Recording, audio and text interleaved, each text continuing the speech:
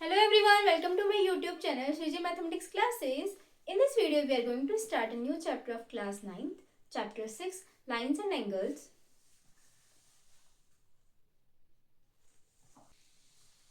Chapter को start करने से पहले कुछ बेसिक टर्म्स डिस्कस करेंगे. फर्स्ट है पॉइंट, सिंपली एक डॉट होना, पॉइंट होगा. देन है लाइन, बहुत सारे पॉइंट्स मिलके लाइन बनाते हैं और लाइन दोनों डायरेक्शन में इन्फिनिटली तक बढ़ेगी. देन है रे, एक पॉइंट फिक्स्ड पॉइंट से लाइन स्टार्ट होती है और आगे तक एंडलेसली चलती है.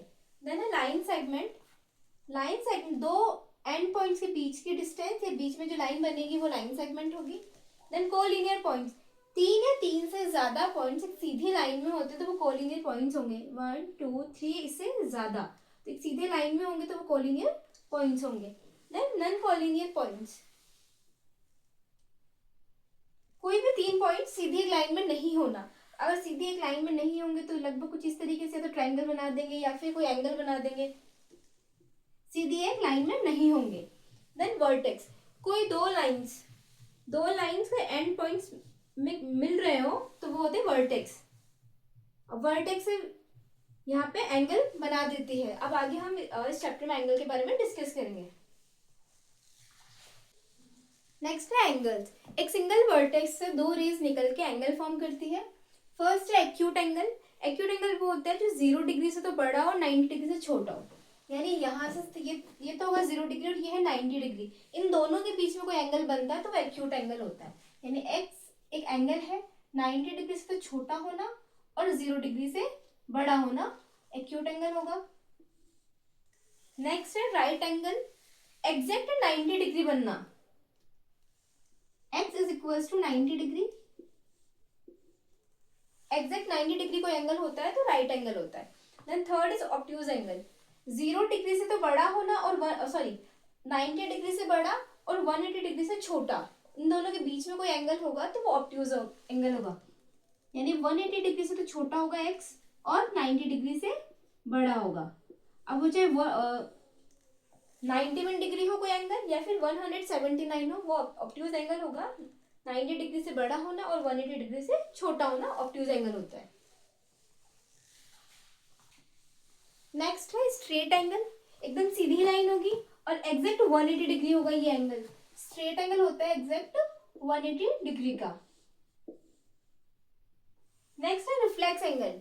रिफ्लेक्स एंगल होता है 180 डिग्री से तो बड़ा होगा और 270 डिग्री से छोटा होगा. 180 से बड़ा और 270 से छोटा, वो होता है रिफ्लेक्स एंगल. यानी जो x होगा 270 डिग्री से तो छोटा होगा और 100 डिग्री से बड़ा होगा. नेक्स्ट है कंप्लीट एंगल. कंप्लीट एंगल जहां से स्टार्ट है घूम के वापस वहीं कंप्लीट हो जाना, पूरा सर्कल लेना, पूरा एक राउंड लेना. और कंप्लीट एंगल होता है x is equals to 360 degree. यानी कोई एंगल होगा वो कितने का होगा, 360 डिग्री का होगा, वो कंप्लीट एंगल होता है. कॉम्प्लीमेंट्री एंगल्स में दो एंगल्स का पेयर बनना और उनका सम 90 डिग्री होना. The sum of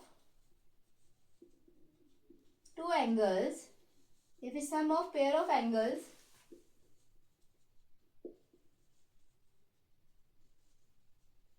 is 90 degree. यानी दो एंगल्स का सम 90 डिग्री होना. x plus Y is equals to 90 degree. दो एंगल है x और एक एंगल है y, दोनों का सम 90 डिग्री होना, तो वो तो होते हैं कॉम्प्लीमेंट्री एंगल्स. फॉर एग्जाम्पल एक एंगल दिया हो कि x तो 45 है, तो बताओ उसका जो कॉम्प्लीमेंट्री एंगल होगा वो कितना होगा. तो दूसरा कैसे करेंगे, y फाइंड करेंगे, 90 माइनस 45 कर देंगे तो ये 45 आ जाएगा. या एक एग्जाम्पल और ले ले कि एक एंगल 30 डिग्री गिवन हो तो कॉम्प्लीमेंट्री एंगल कितना होगा.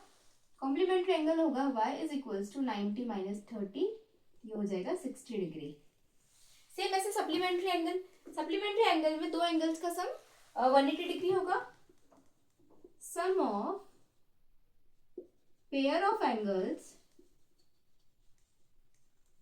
Is 180 degree. सप्लीमेंट्री एंगल में सम होना चाहिए 180 डिग्री. यानी x प्लस वाई होना चाहिए 180 डिग्री. एग्जाम्पल गिवन हो कि एक एंगल अगर हमारे पास 80 गिवन है तो इसका सप्लीमेंट्री एंगल कितना होगा तो वो हो जाएगा y is equals to 180 degree minus 80 degree is equals to 100 degree. या कोई एग्जाम्पल हो कि एक एंगल 100 है तो उसका दूसरा सप्लीमेंट्री एंगल कितना होगा, तो y is equals to 180 minus 100 is equals to 80 degree.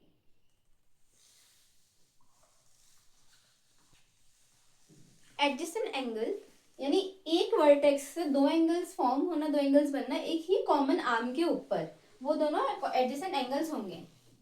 Here angle A B D and angle D B C are adjacent angles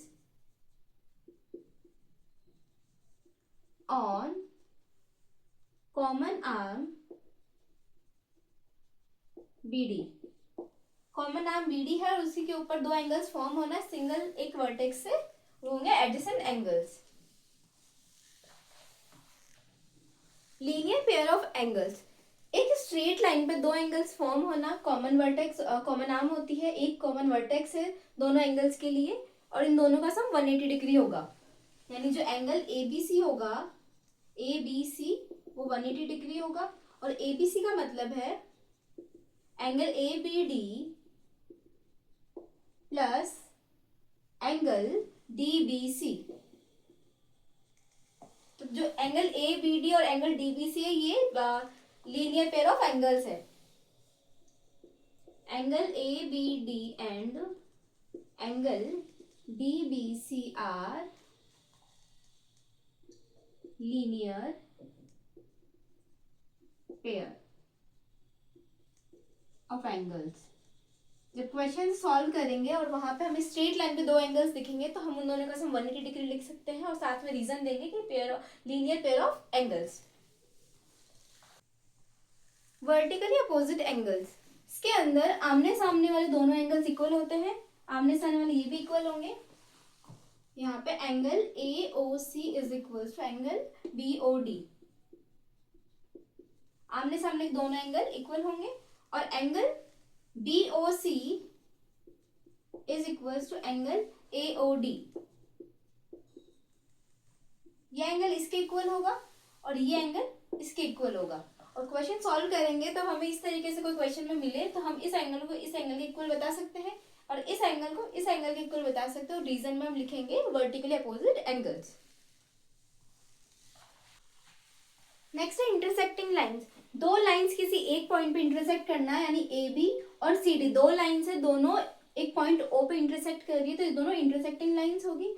और अगर यही दोनों लाइंस कहीं भी इंटरसेक्ट ना हो तो वो पैरेलल हो जाए एक दूसरे के लिए और उन्हें बोलते हैं नॉन इंटरसेक्टिंग लाइंस, यानी पैरेलल रहना, कहीं से भी दोनों के बीच में डिस्टेंस मेजर करके देख लो हमेशा सेम आनी है, दोनों कहीं भी इंटरसेक्ट नहीं करेगी, कहीं भी कट नहीं करेगी। ये फिगर आपने छोटी क्लासेस में देखा होगा। इस फिगर के अंदर दो पैरेलल लाइंस है AB और CD, पैरेलल लाइंस है और दोनों को एक लाइन इंटरसेक्ट करते हुए निकल रही है, वो होगी transversal PQ। Here AB and CD are parallel lines या फिर non intersecting lines. PQ is a transversal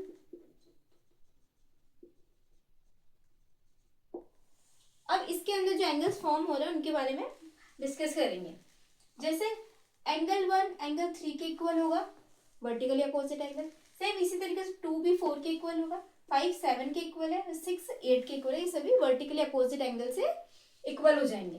then next है एंगल 4 6 के इक्वल होगा। जो जो एंगल्स इसमें इक्वल होते जा रहे हैं हम लिखते जाएंगे हम। पहला था vertically opposite angle,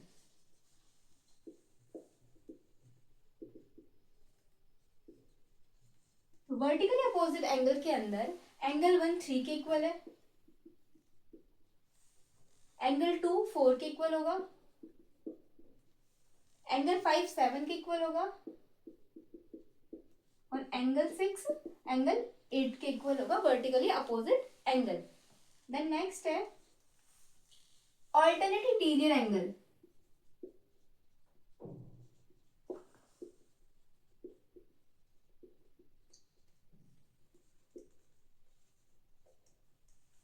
alternate interior angles, angle 4 और एंगल 6 ये दोनों इक्वल है। ऑल्टरनेट इंटीरियर एंगल मतलब कि एक तरीके से हमारे पास z बनना चाहिए, चाहे वो सीधा हो चाहे वो उल्टा हो, दोनों ही केसेस में अंदर वाले 4 6 के इक्वल होगा, एंगल 4 एंगल 6 के इक्वल होगा। इसी तरीके से एंगल 3 5 के इक्वल होगा। ये है ऑल्टरनेट इंटीरियर एंगल्स। नेक्स्ट है ऑल्टरनेट एक्सटीरियर एंगल्स, यानी वही हमारे पास z वाली फॉर्म बननी चाहिए, उसके बाहर वाले एंगल्स, यानी कि एंगल 1 एंगल 7 के इक्वल होगा बाहर वाला एंगल, और एंगल 2 एंगल 8 के इक्वल होगा।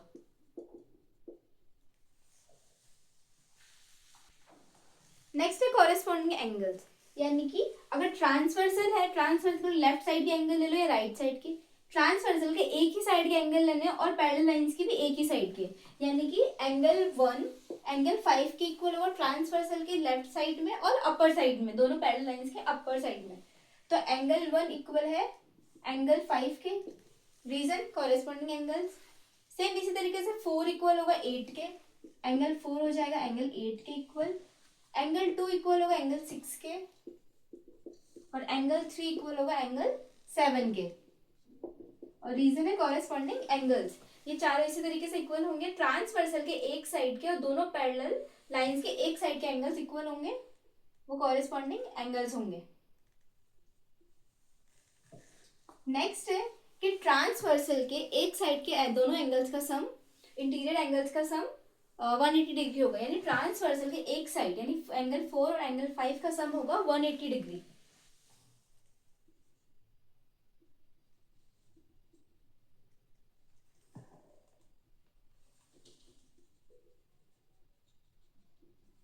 Angles on same side of the transversal, तो एंगल 4 और एंगल 5 का सम हो जाएगा 180 डिग्री।